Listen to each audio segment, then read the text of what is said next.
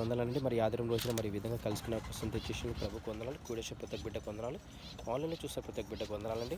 మరి ఆదివారం రోజున మరి మనము చిన్న ప్రార్థన చేసుకుని వాక్యదానం చేసుకుని మరి ప్రభు మనతో ఏం మాట్లాడదలుచుకున్నారని మన మనసుని సిద్ధపరచుకుని మనం ముందుకు సాగుదాం.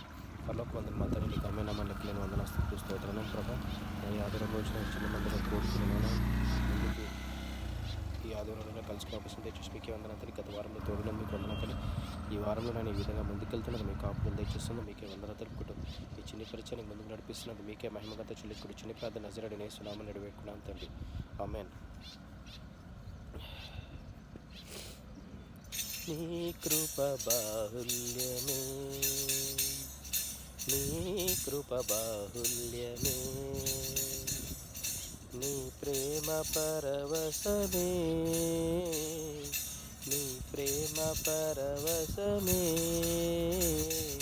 నా యేసయ్యా నీతో నా జీవితం, నా యేసయ్యా నీతో నా జీవితం, నిత్యము సంతోషమే,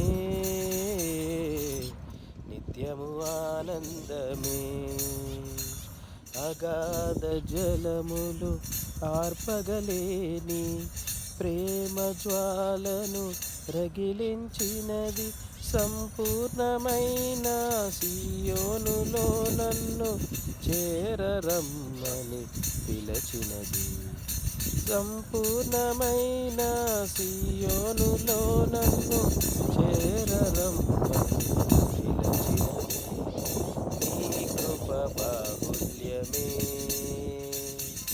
నీ కృప బాహుల్యమే,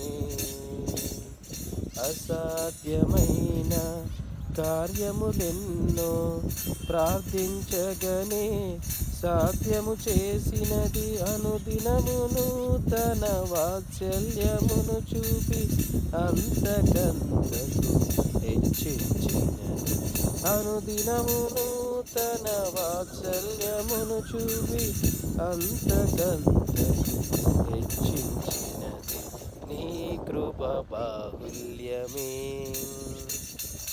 నీ కృప బాహుల్యమే,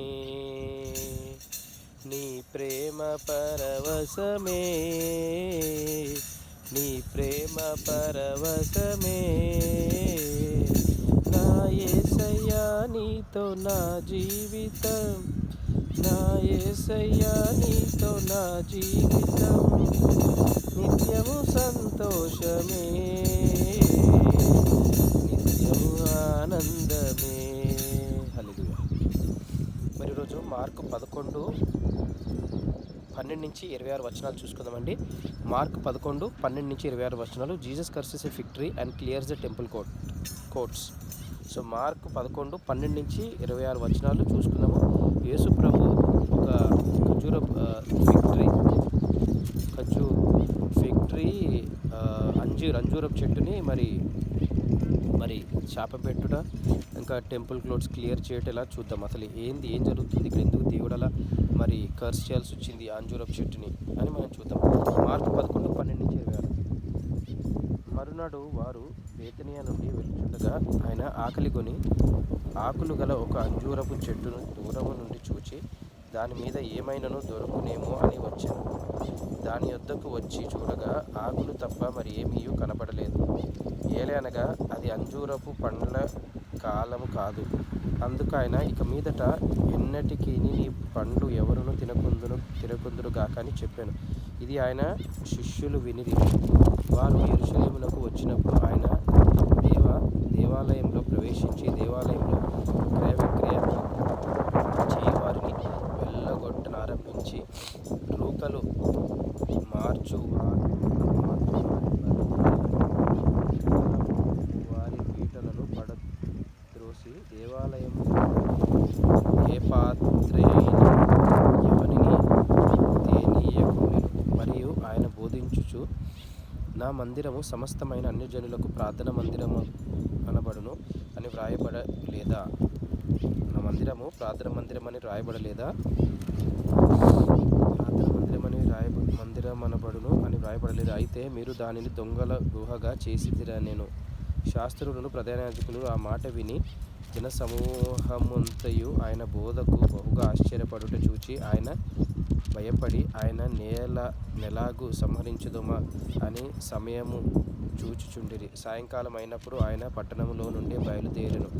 ప్రొద్దున వారు మార్గమున పోచుండగా ఆ అంజూరపు చెట్టు వెళ్ళు మొదలుకొని ఎండియుండుట చూచిరి. అప్పుడు పేతురు ఆ సంగతి జ్ఞాపకమునకు తెచ్చుకొని, బోధకుడా, ఇదిగో నీవు శపించిన అంజూరపు చెట్టు ఎండిపోయినని ఆయనతో చెప్పాను. అందుకు యేసు వారికి, మీరు దేవుని యందు విశ్వాసముంచుడి. ఎవడైనా మీ కుటుంబం నుంచి నీవు ఎత్తబడి సముద్రములో పడవేయబడునని చెప్పి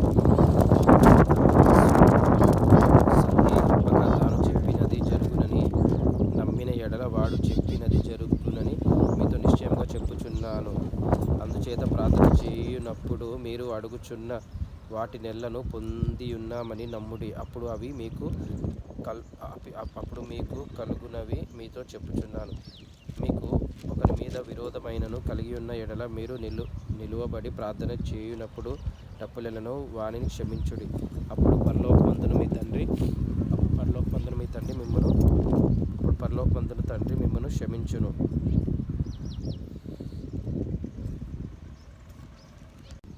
మీకు ఒకరి మీద విరోధమైనను కలిగి ఉన్న ఎడల మీరు నిలువబడి ప్రార్థన చేయనప్పుడల్లా వానిని క్షమించుడు.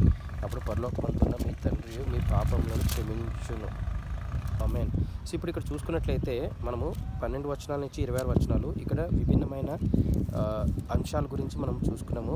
మీరు ఒకరి మీద విరోధము, కోపం ఉంటే వాడిని ప్రార్థన క్షమించమని కోరుకోవాలంటే అప్పుడు పరలోకమందున మీ తండ్రి కూడా మిమ్మల్ని క్షమించమని కోరుకుంటాడు. అదేవిధంగా దాని ముందు చూసుకుంటే ప్రొద్దున వారు మార్గం చుండగా అంజూరపు చెట్టు, అంటే దానికన్నా ముందు 12 వచనాలు ఏం చూస్తారంటే వాళ్ళు వేతన నుంచి వెళ్ళుచుండగా ఆకలి కొన్న ఒక ఆకులు వెళ్ళుచుండగా ఆయన ఆకలి కొని, అంటే యేసుప్రభు ఆకలి ఉన్నప్పుడు ఒక అంజూరపు చెట్టు చూసినప్పుడు దానికి ఏం పండ్లు లేవంట. పండ్లు లేనప్పుడు అప్పుడు అందుకు ఆయన ఇక మీదట ఎన్నటికీ నువ్వు పండ్లు కాయవని చెప్తాడు. అంటే దీని అర్థం ఏంటంటే ఆయన ఆకలి ఫిజికల్గా కాదు, ఇది ఆత్మీయ ఆహారం. అంటే బాడీ ఆకలి కాదు, ఆత్మీయ ఆహారం. అంటే మనం కూడా ఒక చెట్టులాగా ఉన్నప్పుడు, అంజూరపు చెట్టులాగా మనకి ఫలాలు అనేది దేవుడిచ్చిన ఫలాలు, ప్రేమ. ఇప్పుడు గెలేషియన్స్లో 5:23 ఉంటుంది, 5వ అధ్యాయంలో ఉంటుంది. మరి ఫ్రూట్స్ ఆఫ్ స్పిరిట్ అంటారు. సో ఆ ఫ్రూట్స్ ఆఫ్ స్పిరిట్ మనకు కలిగి ఉండాలి మన జీవితంలో. అప్పుడే మనము మంచిగా ఒక మంచి బ్లెస్సింగ్ అనేది మనకు దేవుడి నుంచి వస్తుందని చెప్పి దీని అర్థము. అందుకే అంజూరపు చెట్టుని మరి శపించాడంట. వారు యెరూషలేముకు వెళ్ళినప్పుడు ప్రవేశించగా దేవాలయంలో వారందరూ కూడా మరి ఏం చేస్తున్నట్టు గువ్వలు అమ్ముతారంట. అదేవిధంగా చేయవాని వెళ్ళగొట్టిన ఆరంభించిన రూకలు మార్చువాని గువ్వలం వాళ్ళందరూ కూడా బల్లని వెళ్ళగొట్టేసిన మందిరము సమస్త జనులకు ప్రార్థన మందిరమే కానీ మీరు వ్రాయబడలేదా, మీరు తెలియదా మీకు ఇవి దొంగల గృహాలాగా మీరు మార్చారు అని శాస్త్రం ఆ మాట విని జనసమూహం అందరూ కూడా కూడుకుని ఈయన ఏదో విధంగా చంపాలి అని ఒక ఉద్దేశించుకుని సంహరించాలని ఉద్దేశించి చూచిన. సాయంకాలం అయినప్పుడు ఆయన పట్టణంలో నుండి బయలుదేరి వెళ్ళిన. ప్రొద్దున వారు మార్గం చూచిన అంజూరపు చెట్టుని మొదలుకొని ఎండి అప్పుడు మళ్ళీ అదంతా అయిపోయిందో మళ్ళీ రిటర్న్ అవుతుండగా అంజూరపు చెట్టు మరి ఎండిపోవడం చూసినట్టు పేతురు అంటే సంగతి తేల్చుకుని, ప్రభా నాయన మరి ఇదిగో నువ్వు శపించిన అంజూరపు చెట్టు పడిపోయినని చెప్పాను. అందుకు యేసు వారితో ఇట్లనెను, మీరు దేవుని యందు విశ్వాసం ఉంచండి. దేవుని యందు విశ్వాసం ఉంచి ఈ రాయిని ఇక్కడి నుంచి అక్కడికి వెళ్ళమని చెప్తే ఆ రాయి దొర్లించబడుతుంది, అంటే తీసి అక్కడ వేయబడుతుంది. మీరు విశ్వాసంతో ముందుకెళ్ళాలి. ప్రార్థన చేయనప్పుడల్లా మీరు అడుగునప్పుడల్లా వాటిని పొందునని నమ్ముడి. అప్పుడు అవి మీకు కలుగునని మీతో చెప్పుచున్నాను. అంటే మీరు ప్రార్థన చేసేటప్పుడు నాకు ఉద్యోగం వచ్చింది, నాకు ఉద్యోగం వచ్చింది, లేదంటే నాకు హీలింగ్ జరుగుతుంది, లేదంటే ఏదో విధమైన మీకు మానవరూపి భూలోకం ఎన్నో ఇబ్బందులు కష్టాలు ఉన్నప్పుడు నాకు వచ్చింది అని నమ్మి మీరు విశ్వసించి పొంది ఉన్నామని నమ్ముడి. అప్పుడు అవన్నీ మీకు కలుగునని మీతో నిశ్చయంగా చెప్పుచున్నాను నేను. అప్పుడు దాని తర్వాత మీకు మీతో విరోధమైనప్పుడు ప్రార్థనలో మీరు వాడిని క్షమించండి అని చెప్పారు. సో ఈ వర్షాల నుంచి ఏం నేర్చుకుంటామంటే మనము ఒకరికి క్షమించాలి. అదేవిధంగా మనము అంజూరపు చెట్టుని ఏ విధంగా అయితే మరి ఫలాలు లేనప్పుడు మరి దేవుడు ఎట్లయితే కొంచెం ఇట్లా వార్నింగ్ ఇచ్చాడు, అదేవిధంగా మనం కూడా అవన్నీ కూడా ఆలోచించుకుని ముందుకు సాగాలని కోరుకుంటే చిన్న